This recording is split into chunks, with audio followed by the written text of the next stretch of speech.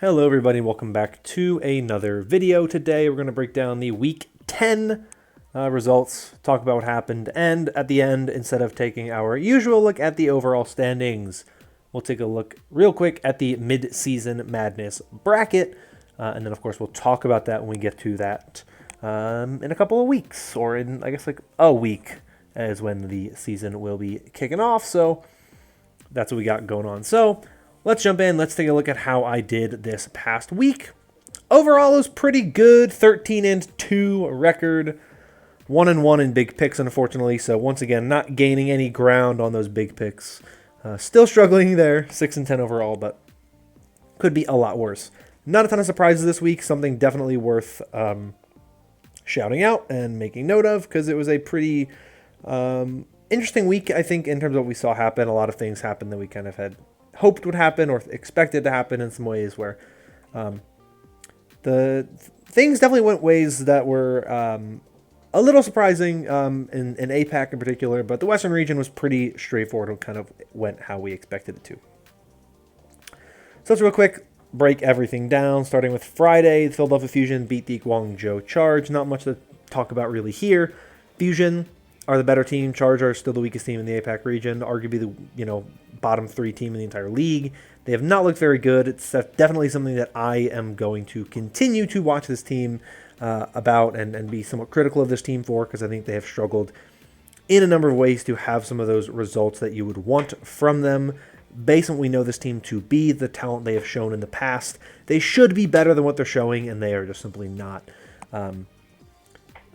being that good. So Charge, not very, very good. Fusion, on the other hand, relatively strong team. Good results from them this weekend, and we'll talk more about them later. Dragons beat the Hunters. A little disappointing in the showing that we had from the Hunters this weekend. I expected more from them. They didn't win either of their games, which I didn't expect them to win both of their games, but I did at least think they could net a win in one of their matches, or at least have a closer series than what they actually had against the Shanghai Dragons roster. The Shanghai Dragons match was not close in the slightest. It was a very one-sided affair.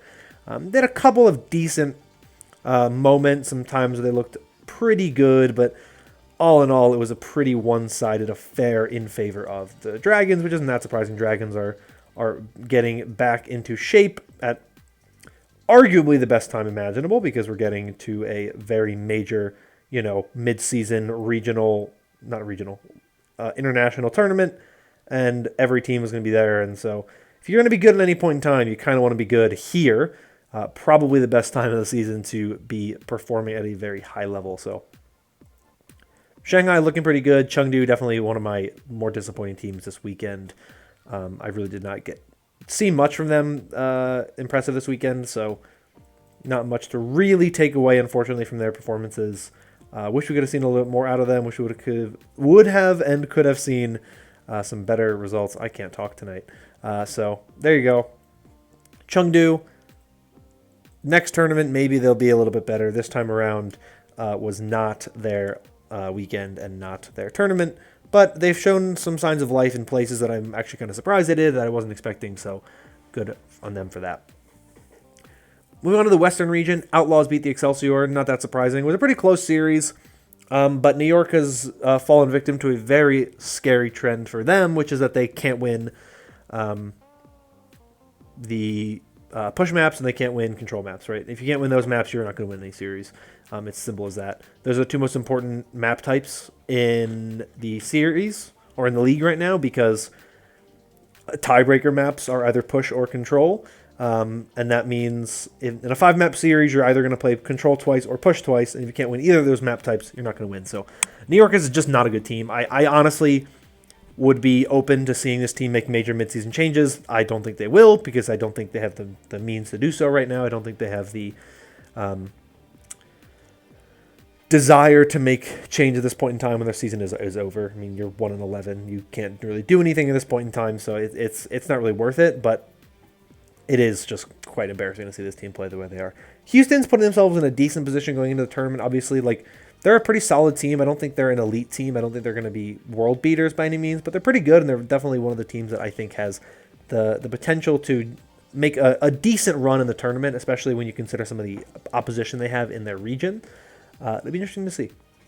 So I like what they're doing so far. I think that definitely Dante, you would like to see more out of him. I definitely would like to see more out of him, but his lack of flexibility in the tank role is a bit of an issue, and Piggy has not looked great when he's in, so that is still my biggest issue with this team. I think they need to work on that, but by and large, I don't think they are too bad.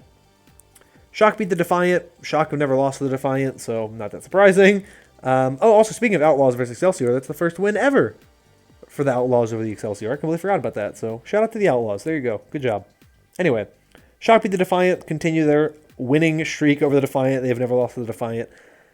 There's not much to take away from this game. It's one of the reasons why I'm just going to kind of talk about this game pretty quickly. Shock are really good. Defiant are not that good. You know, they're a pretty middle-of-the-pack team. Shock are going to win games like this because they should, and they're one of the top teams right now. So there's no doubt in my mind that this series went the way you would expect it to. It was the only game this weekend for both of these teams. It went the way you would expect it to. I don't really think there's really much to gain from this one, much to take away from this one. Shock are good. Defiant are still trying to kind of find their potential.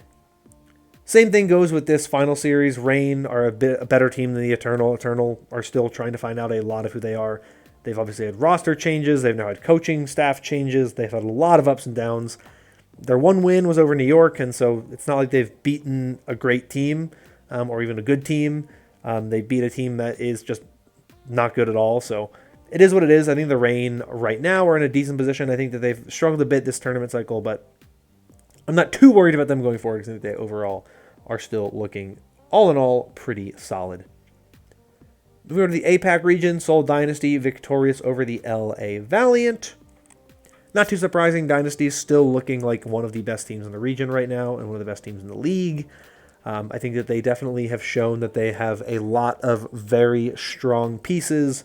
I think that they continue to get better over time. Smurf has done a lot, I think, to help profit out kind of in that very strong tank role, something that I think Profit has definitely thrived off of. Stalker and Fitz have both looked very, very good. So overall, this is a very solid Dynasty team. Valiant have had their moments, but they struggled as the kind of stage began to wind down. They had to play much tougher opponents, much tougher opposition, and they just fell flat on their faces. Hangzhou Spark did beat the Chengdu Hunters. This was the big pick game that I got wrong. Spark, I think, are in an interesting spot. I think they look a lot better now. I think they've definitely started to kind of figure out what they're doing and where they are. I don't know if I feel confident in them going into the tournament. Or like super confident in them. Obviously, their record's very solid. It's 9-3. It's tied for the best region in APAC, though differential and points-wise, they fall flat. It would be, the same record as the Fuel and the Outlaws, the 3 and the 4 seed in the Western region. So they're in that top echelon of teams, right? Like they're standings-wise across the league, they're in the top 10, right? The only teams with a better record are the Shock and the Gladiators, and then the Dynasty, the only team with a better differential. Dallas has one more point just because of their tournament results. But all in all, Spark have looked pretty solid. And I think that this series for me was very good to see the Hunters win a game that I didn't really have a ton of faith in them to win. I thought it'd be a close series. Obviously, I didn't think the Spark had no chance of winning, but I found them to be relatively up and down and kind of inconsistent. But I thought this weekend was very good for them, and I thought they kind of brushed off some of my concerns. And I think the Spark are looking much better going into this tournament. Hunters, obviously, not a great weekend from them, losing to the Dragons and the Spark. Two good teams, though, right? So you can't really be that disappointed in the Hunters. I would have liked to see more from them. I would have expected a bit of better performances out of them. So I'm a little disappointed in their showing this weekend. But it's hard to really look at this weekend and be mega disappointed when I think that a lot of the teams did what you kind of expected them to. And so this is a series where it's kind of like, it happened, and the Spark were victorious because they played significantly better than the Hunters were, but I definitely would have liked to see more out of the Hunters. Dragons over the Charge. I mean, what is there to take away from the series? Dragons are on a roll right now. Charge are not a very good team, so Dragons looked very, very clean, very solid. I think they're going into this tournament with a ton of momentum. I think they are going to be in a very good position to potentially win a lot of games in this tournament. And make a push for that top spot because they are looking pretty dangerous right now, and they might have the key to success to win the whole thing. Justice versus Titans. Oh man, that was a series that happened. Justice were victorious. I think. If you didn't watch this series, don't. Just don't. The ending was not good. What I will talk about from this series is the storyline that I think is most interesting, which is the fact that this continues the Justice's winning streak against the Vancouver Titans. The Vancouver Titans have beaten every team in the Overwatch League except for the Washington Justice, and that continues today. It almost ended, but keep your eyes out. August 26th is the next time these two teams match up. That is in the Summer Showdown, so not too far off, where we see these teams have a rematch where maybe the Titans finally are victorious. Outlaws vs. Uprising, very close series once again. Memories of that toilet bowl from 2020, though it was a much better game, and the two teams themselves are in better positions. It was a close one. That was a 3-2. Outlaws had to kind of claw their way back. They kind of collapsed on the first map, but managed to keep it relatively close, obviously winning 3 out of the 5 maps. So, all in all, good showing from the Outlaws. I think the Outlaws, like I said, I think there comes a point with a lot of these games, it's hard to gauge where these teams are at. Boston had a lot more to play for in this series than Houston did, because Houston's already locked up a spot to Hawaii. They don't necessarily go into this series with the most urgency. They had to play New York the day before, so they're playing like 2 back-to-back like weaker teams. And I think they're just trying to kind of, get through this week to move on to Hawaii. I think they're more focused on Hawaii than anything else. So I don't take a lot away from the way Houston played. It happens sometimes, sometimes you just trip up, but they cleaned it up at the end and they won the series. So good for them. Definitely glad to see the Outlaws perform pretty well right now, because they've been struggling, obviously, throughout their history, and I think they're finally getting a season where the team has like pretty realistic expectations, and they're doing pretty well, all things considered. Final match on Saturday was the LA Gladiators beating the Florida Mayhem. This one, I believe, was a 3-0, maybe a 3-1, but I think it was a 3-0, if my memory serves me correctly. It was. Gladiators very dominant in this one. Funny Astro was supposed to go in and play DPS, and then he didn't put it on DPS, and he roasted face on Twitter about it, so that was fun. Anyway, this is an interesting series, of course, because the Gladiators, I think a lot of people have been criticizing them because they haven't, looked that good, in quotes. They haven't looked as dominant, but if 6-0 isn't all that dominant, I'll take that. I think the Gladiators are still very, very good. I think they're still in a good spot. I think this is a very solid team who probably is just looking at these matches as just kind of, we're just doing what we can. We're playing our games, when reality is we're behind the scenes working very hard to kind of prepare for this upcoming tournament, which we view as the most important aspect of what's going on right now, is success in this tournament, and we want to make sure we're ready for that. So I don't necessarily think that this series was the thing that they were eyeing the most as like the biggest deal for this tournament. Mayhem are in an interesting spot. They benched Sermajet at one point. They had Rupel in for the flex support with Animo, which was interesting. I think that Sermajet, talent-wise, is very, very good, but he has shown somewhat regularly a very aggressive playstyle that can really kind of bite you and cause problems for your team. And I think that's one of the things that they're trying to avoid, and they don't want that to be something they have to deal with anymore. And so I think that that's why they have gone the route that they have with trying to play Rupel more. I'm curious to see how well it works for them long term, but against the Gladiators, you're only able to do so much. Moving on to Sunday, the big result of the weekend for sure was Philadelphia Fusion winning against the Seoul Dynasty 3-1. Not just winning, pretty dominant carry performance from MN3. He looked incredible in the series. He is probably, for what it is worth, the best hitscan player in the APAC region. It is close, I'd say, between him and Shy and probably Lip. But I thought in this match, he dominated. He was incredible to see him play. Just watching him was just a very, very impressive performance. So all in all, I'm not like disappointed in Seoul, right? Like Seoul was so competitive in this series. It wasn't like a 3-0 sweep or anything like that. Like Seoul won the first map, and then it was 3 straight after that for the Fusion. But it was a very good look from this Fusion roster. And the thing that was very impressive for me is just that they managed to kind of get things working the way that they really, really needed it to. And I think that the Fusion themselves just kind of stepped up in a way that we haven't seen them in a while. They've been very inconsistent, but when they're good, they're at their, they're really, really good. When they're at their best, they're an incredible team. And so that was a good thing to see from them this weekend, because we haven't seen that quite a bit this season, but this was a weekend for sure where they showed it. Spark victorious over the LA Valiant. We saw the debuts for Liga, and I think Pineapple also had his debut in this match. I don't think he's played it all this season. So 3-1 win for the Spark. I don't take a lot away from this series. I thought them beating the Hunters was a good win. I thought that was a bigger win than this one. Of course, the Valiant have struggled quite a bit, so can't take much away, in my opinion, from that win. It was decent. It was a good showing for them, but Valiant not at their best. So Valiant are still trying to figure stuff out. I feel like the Valiant kind of peaked and then have dropped off pretty hard ever since that kind of 3-game winning streak they had at the end of the kickoff clash into the beginning of the Midseason Madness. They don't look as strong anymore, and I'm curious to see how they adapt to things going forward.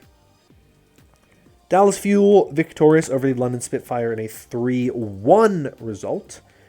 This is a big game for the Fuel because it locked them in as the 4 seed in the Midseason Madness. This is a big win for them for that reason.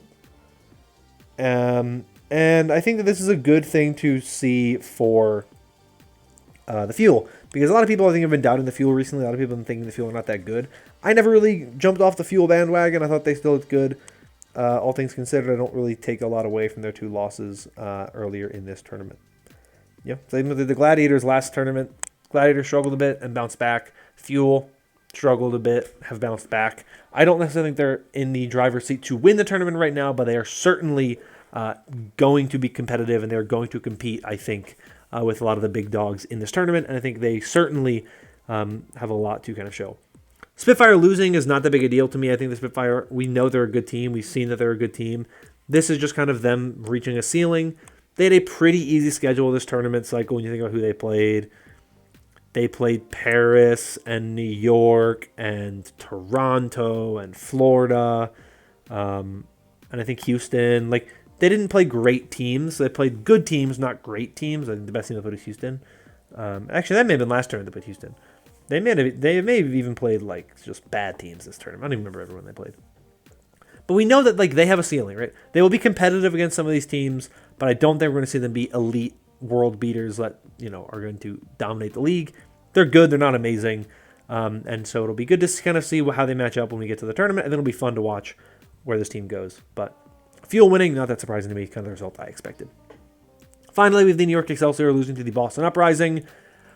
Yeah, New York is not good, and they just simply don't have any real anything. Boston, I honestly didn't even watch the series that closely. As much as I am a New York fan, I just can't watch this team.